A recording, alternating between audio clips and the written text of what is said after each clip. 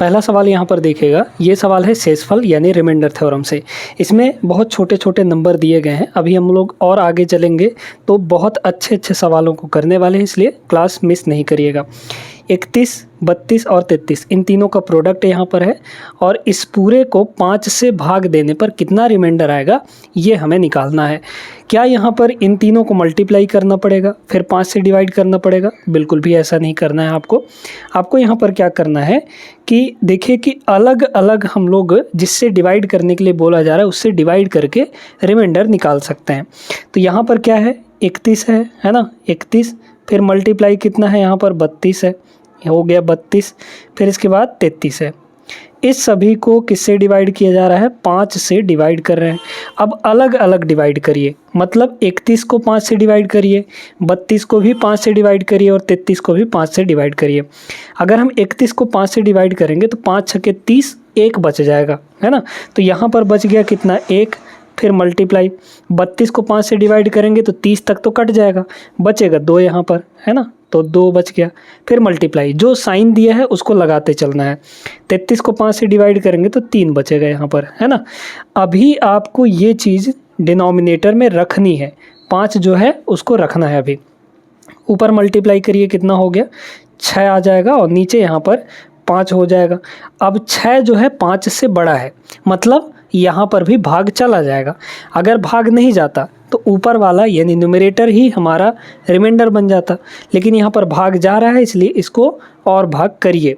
कितना होगा यहाँ पर, तो 5 एकम 5, 1 बच जाएगा, यानी रिमाइंडर हमारे पास कितना आ गया इस सवाल का, 1 आ जाएगा। ऑप्शन नंबर बी इसका करेक्ट आंसर रहा।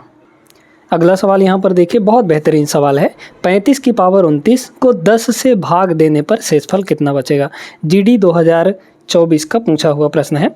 तो यहाँ पर सबसे पहले आपको देखना है कि 35 की पावर यहाँ पर 29 है ना, इसको किससे डिवाइड करना है? 10 से हमें डिवाइड करना है ना। अब इसको हमें डिवाइड करके रिमाइंडर बताना है। सबसे पहले अगर आप 10 से डिविजिबिलिटी का कॉन्सेप्ट देखेंगे तो वहाँ पर आपको पता चलता है कि अगर किसी भी संख्या को हम डिवाइड करें, जैसे मान लीजिए कि हमारे पास यहाँ पे 47 है, इसको अगर हम 10 से डिवाइड करेंगे तो 10 चौके 40 बच जाएगा 7, यानी रिमाइंडर हमारा कितना आ गया, 7 आ गया। इसी तरीके से नंबर चाहे कोई भी हो, कितना भी बड़ा नंबर हो, अगर आप 10 से डिवाइड करेंगे तो उसका जो यूनिट डिजिट है वही रिमाइंडर आता है ना। जैसे मान लीजिए हम यहाँ पे 589 लिख रहे हैं, 589 लिख रहे हैं और इसको 10 से डिवाइड करना चाहें तो 580 तक 10 से कट जाएगा, 9 बच जाएगा, यानी कि रिमाइंडर हमारा कौन बनेगा, यहाँ पर यूनिट डिजिट बन जाएगा। यानी 10 से जब हम भाग देते हैं तो इकाई का अंक ही रिमाइंडर बनता है ना। क्लियर हो गया। तो इसमें सबसे पहले 35 की पावर 29 है अगर, तो 35 की पावर 29 जब हम सॉल्व करेंगे तो हमें यूनिट डिजिट क्या मिलेगा ये पता लगाना पड़ेगा।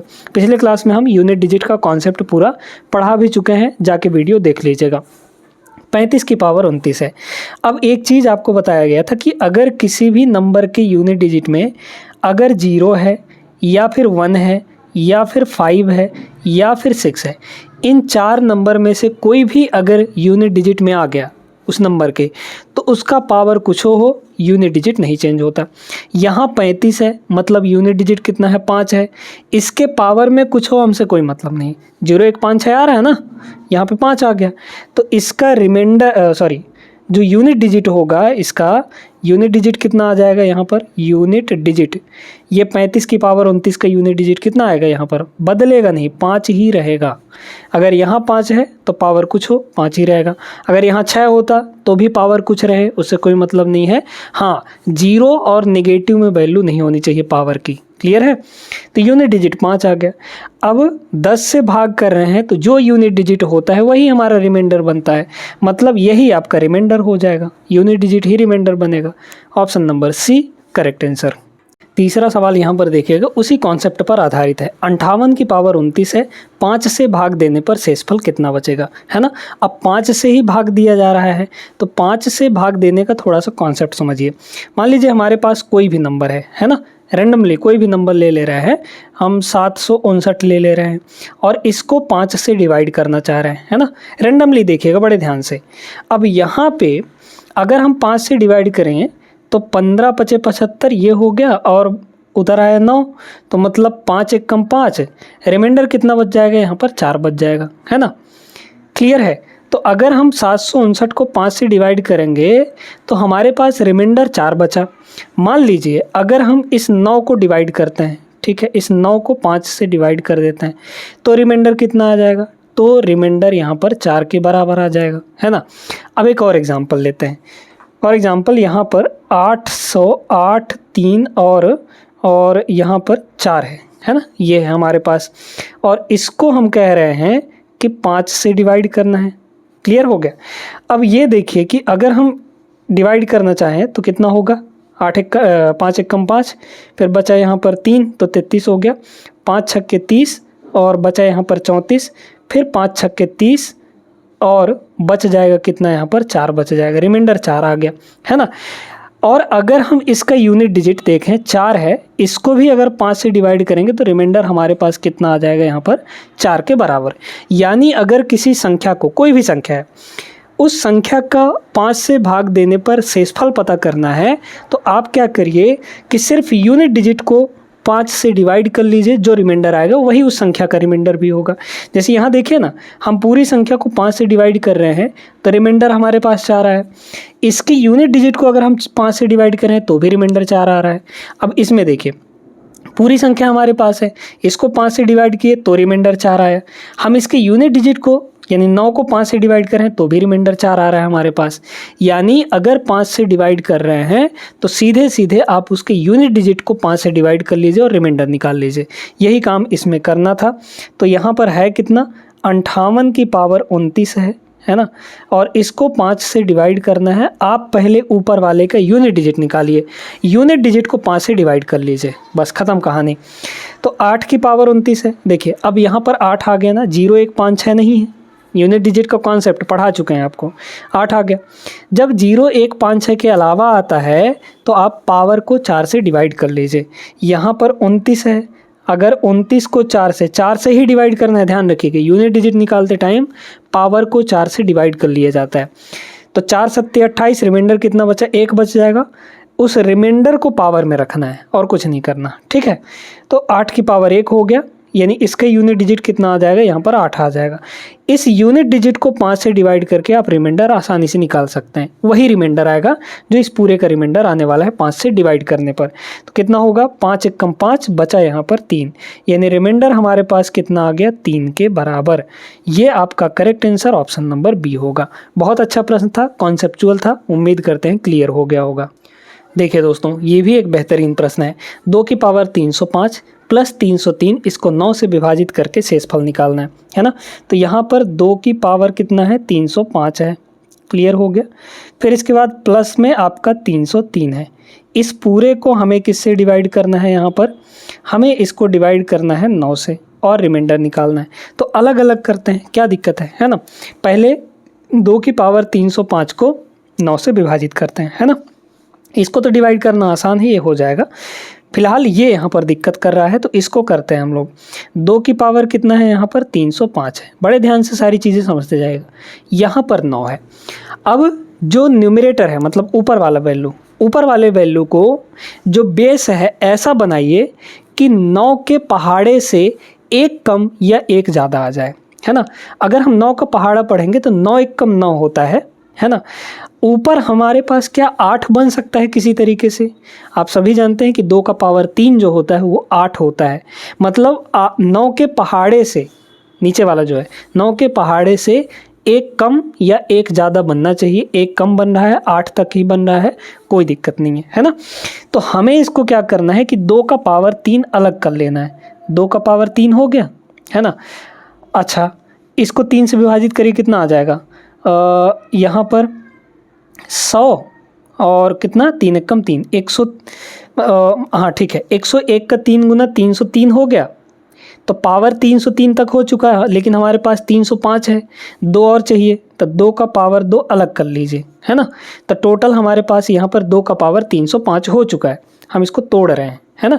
2 का पावर 3 क्यों किया है अलग, क्योंकि हमें 8 बनाना था और डिनोमिनेटर में अभी 9 है तो 9 रहने दीजिए। अच्छा, ये तो 8 बन गया। 8 की पावर कितना हो गया, 101 हो गया।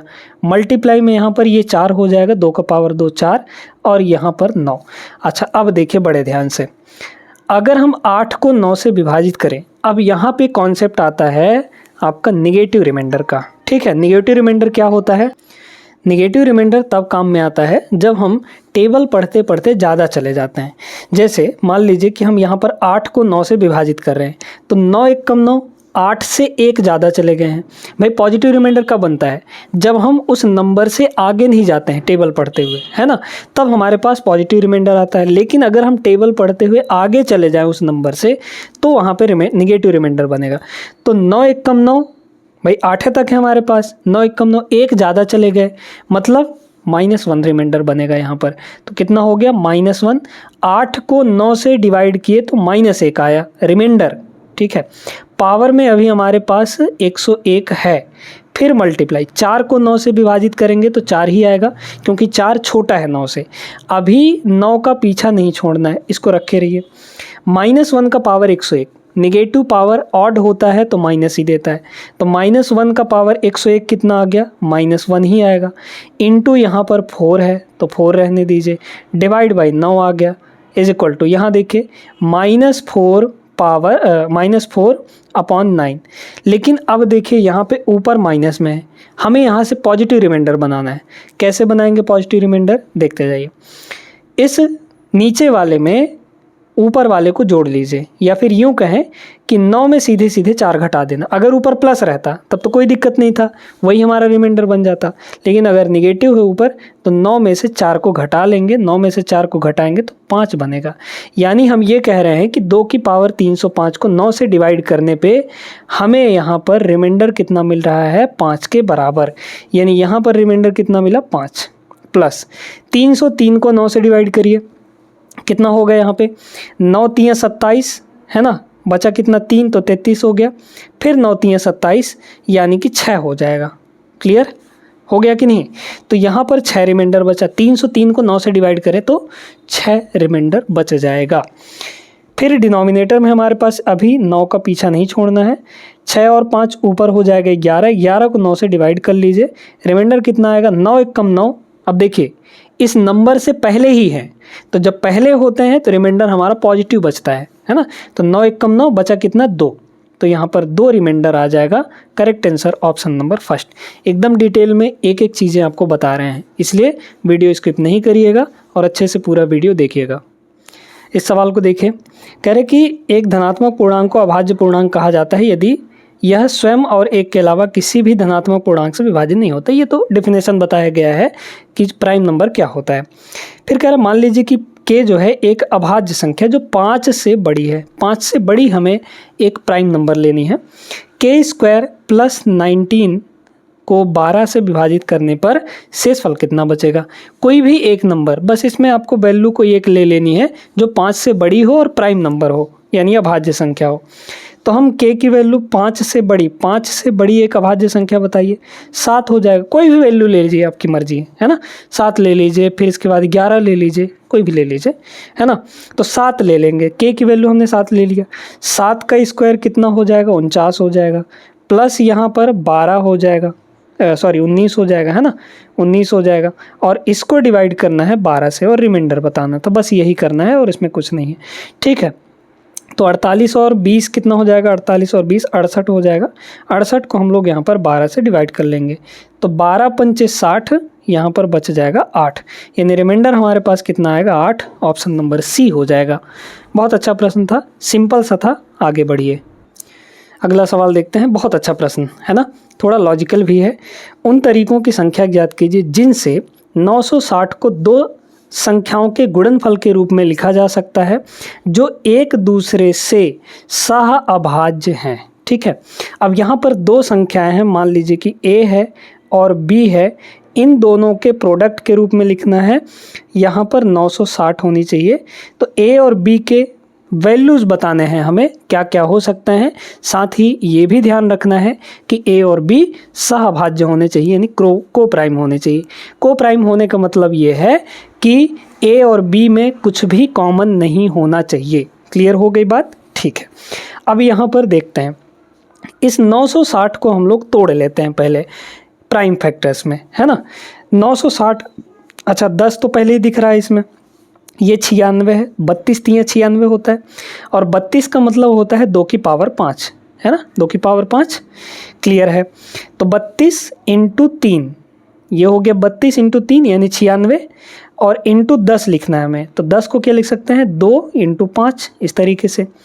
फिर इसमें देखिए 1 ठो 2 यहाँ है, 5 ठो 2 यहाँ है, यानी कि टोटल 2 कितने हो गए 6 ठो। फिर यहाँ पर 3 जो है एक बार, और 5 जो है एक बार, यानी हम इस 960 को क्या लिख सकते हैं 2 की पावर 6 मल्टीप्लाई 3 मल्टीप्लाई यहाँ पर 5। अब हमें यहाँ पर 2 नंबर बनाने हैं, ठीक है, A और B, और ये भी ध्यान रखना है कि A और B में कुछ कॉमन नहीं होनी चाहिए। क्लियर हो गई बात। लेकिन हमारे पास यहाँ पर देख पा रहे होंगे कि 3 ठो है ना, 3 ठो है, तो इनमें से 2 ठो हमें बनाना है। मान लेते हैं सबसे पहले कि एक ठो ये हो गया हमारा पूरा नंबर, जो भी 2 की पावर 6 आएगा 64 आएगा, है ना, और एक हो गया ये हमारा 2 नंबर मतलब 15, तो 64 और इंटू 15, तो एक तरीका ये हो गया लिखने का। 64 और 15 में ध्यान दीजिए कुछ भी कॉमन नहीं होगा, क्योंकि इसमें सिर्फ 2 है और इसमें 3 और 5 है, तो क्या कुछ कॉमन हुआ, नहीं हुआ। तो एक तरीका ये हो गया। फिर दूसरा तरीका और क्या हो सकता है, ध्यान दीजिएगा यहाँ पर अगर हम दूसरा तरीका देखें तो इन दोनों को ले लेते हैं और एक इसको ले लेते हैं, इन दोनों को लेंगे और इसको लेंगे तो क्या कुछ कॉमन बनेगा दोनों के बीच। यहाँ 64 इंटू 3 जो भी नंबर आएगा हमारे पास, और 5, क्या यहाँ पर कुछ भी कॉमन आएगा, क्या नहीं आएगा। तो एक तरीका ये भी हो गया, तो 2 हो गए टोटल तरीके, है ना। फिर इसके बाद और एक तरीका देखिए, अब हम क्या करते हैं कि यहाँ पर 2 की पावर 6 और 5 को एक साथ ले लेते हैं, इसको और इसको ले लेते हैं, और ये अकेला रहेगा, तो ये दोनों और एक नंबर ये, ठीक है। तो जो भी आएगा मतलब 2 की पावर 6 इंटू 5 करेंगे 320 आ जाएगा, और इंटू में यहाँ पर 3, तो 320 इंटू 3 जो है इनमें कुछ कॉमन नहीं होगा, और इनका मल्टीप्लाई जो है 960 आएगा। तो एक तरीका और हो गया, है ना। अब इनमें देखिए अगर आप ये कोशिश करेंगे यहाँ पर कि भाई हम इस 2 की पावर 6 में से कुछ 2 निकाल के इसमें दे दें या इसमें दे दें, तो अगर आप ऐसा करते हैं तो फिर उसमें 2 कॉमन आ जाएगा, वो को प्राइम नहीं रह जाएंगे, है ना। इसलिए ऐसा काम नहीं करना है आपको। 3 तरीके ये हो गए, लेकिन आपके ऑप्शन में अब इसके अलावा कोई भी कॉम्बिनेशन नहीं बनेगा, ठीक है। लेकिन आप देखेंगे यहाँ पर आपके ऑप्शन में 3 है, ये नहीं है 3 तरीके। एक तरीका और है दोस्तों, एक तरीका वो क्या है, तो एक तरीका और है 960 इंटू 1, 960 इंटू 1, इनमें भी कुछ भी कॉमन नहीं है। एक के अलावा देखा जाए तो कुछ भी कॉमन नहीं है, ठीक है। तो यहाँ पर एक तरीका और बनेगा, यानी कि टोटल इसमें कितने तरीके हो गए, 4 तरीके। 4 तरीके से 2 नंबर को मल्टीप्लाई करने पे 960 आएगा, और उन दोनों नंबर के बीच में कुछ भी कॉमन नहीं होगा। कौन सा, ऑप्शन नंबर बी करेक्ट रहा। अच्छा प्रश्न था, आगे बढ़िए। इसको देखिएगा, ये भी बड़ा बेहतरीन सा प्रश्न है। 4 अभाज्य संख्याएं आरोही क्रम में लिखी गई हैं। आरोही क्रम मतलब बढ़ते हुए क्रम में, इंक्रीजिंग ऑर्डर में। अभाज्य संख्याएं हैं मतलब प्राइम नंबर्स हैं। यहाँ पे पहले 3 का जो मल्टीप्लाई है, प्रोडक्ट है, वो 30 है, ठीक है, और अंतिम 3 का जो मल्टीप्लाई है वो 165 है। अब ध्यान से देखिए, पहले 3 प्राइम नंबर्स हैं जिनका मल्टीप्लाई करने पे हमारे पास 30 मिल रहा है। इसको प्राइम नंबर्स में तोड़िए भला, इसको प्राइम नंबर्स में अगर तोड़े तो हो जाएगा 2, फिर यहाँ पर 3 और 5, यही ना होगा, 2 3 6 5 30, है ना। और इनको आरोही क्रम में लिखा गया है, तो बस यही नंबर है, क्योंकि पहले 3 का मल्टीप्लाई हमारे पास 30 आ रहा है, और ये तीनों के तीनों प्राइम नंबर हैं। ख़त्म हो गई कहानी, बस यहाँ से आ गया। तो पहला प्राइम नंबर 2, दूसरा होगा 3, और तीसरा हो जाएगा 5, क्योंकि इन तीनों का मल्टीप्लाई 30 आ रहा है। अब हमें इसके साथ 165 बनाना है, क्लियर है। तो अगला प्राइम नंबर ऐसा कौन सा लेना चाहिए हमें कि 165 बन जाए, या फिर एक सेकंड, हमें क्या बोला कि अंतिम 3 का। अच्छा ठीक है, यहाँ पर एक नंबर और है, तो इन तीनों का मल्टीप्लाई हमारे पास 165 आना चाहिए। ये बताइए इन दोनों का मल्टीप्लाई कितना होगा, यहाँ पर 15 में क्या मल्टीप्लाई करें कि 165 आएगा, तो 15 में 11 का मल्टीप्लाई करेंगे तो 165 आ जाएगा, यानी चौथा जो नंबर होगा वो 11 हो जाएगा। 4 नंबर हमारे पास आरोही क्रम में और साथ में यहाँ पर प्राइम नंबर्स मिल चुके हैं। अंतिम संख्या ज्ञात कीजिए जो कि 11 है, ऑप्शन नंबर सी हो जाएगा। इतना लॉजिकल सा प्रश्न था, उम्मीद करते हैं सीख गए होंगे। इसमें क्या पूछा गया है, 5 क्रमागत पूर्णांकों का योग, ये बोला गया है यहाँ पर 235 है। पांचों में से कौन सा पूर्णांक का अभाज्य है, कौन सा यहाँ पर नंबर जो है वो प्राइम है, ये बताना है। ठीक है, बड़े ध्यान से समझिएगा। जब भी आपको यहाँ पर कंसेक्यूटिव इंटीजर्स दे दे, है ना, कंसेक्यूटिव इवन इंटीजर्स दे दे, कंसेक्यूटिव नंबर ही दे दे, कंसेक्यूटिव नंबर ही दे दे, या फिर कंसेक्यूटिव ऑड इंटीजर दे दे, है ना, यानी कि क्रमागत विषम संख्याएं दे दे, क्रमागत सम संख्याएं दे दे, या कुछ भी दे दे, तो आपको क्या करना है, अगर क्रमागत संख्याएं दी गई हैं और उनका योग दिया गया है, या तो योग दे सकता है या फिर एवरेज दे सकता है, यानी कि औसत दे सकता है, दो ही चीज़ें देगा। यहाँ पर आपको योग दिया गया है, 5 हैं, तो 5 जगह यहाँ पर आप लोग बना लीजिए। जितने संख्याएं क्रमागत बोले उतने जगह आप लोग यहाँ पर बना लीजिए। 5 बोला था, 5 हमने बना लिया। इन सब का टोटल कितना दे रखा है, 235, है ना, 235 दे रखा है। अब एक चीज़ यहाँ पे डिफरेंस समझिएगा, कभी कभी आपको दे देता है एवरेज, तो अगर एवरेज देगा, है ना, तो जो एवरेज होता है वो बीच वाला नंबर होता है, ये चीज़ ध्यान रखिएगा। ठीक, यहाँ पे आपको टोटल दिया है, तो सबसे पहले हम इसमें से एवरेज निकालेंगे। टोटल हमारे पास 235 है और नंबर हमारे पास कितने हैं, 5।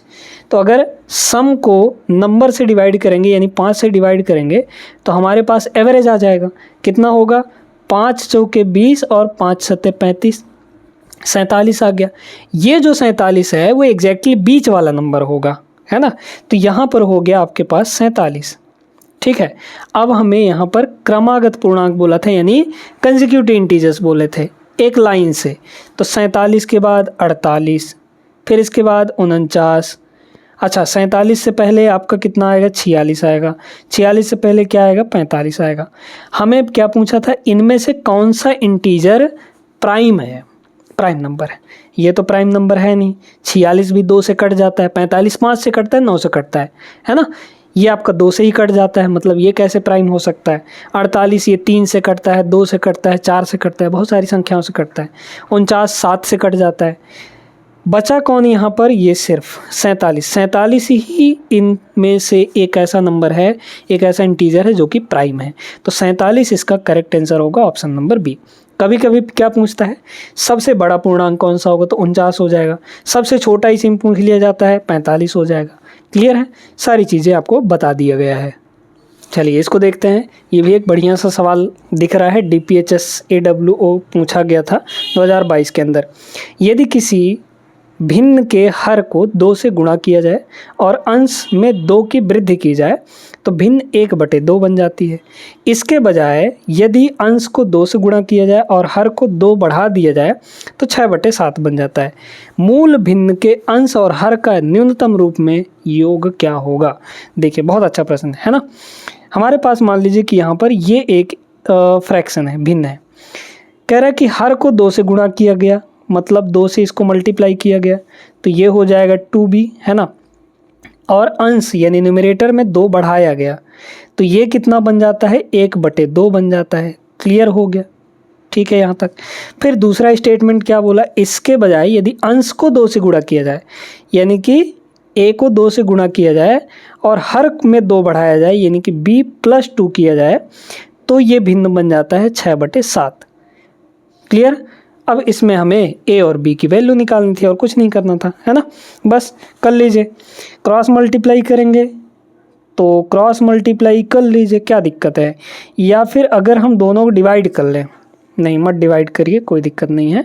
यहाँ पर क्या करते हैं, क्रॉस मल्टीप्लाई, 2 इधर आ जाएगा, ये इधर चला जाएगा, कितना होगा, तो ये हो जाएगा 2a + 2 दूना 4 और यहाँ हो जाएगा 2b।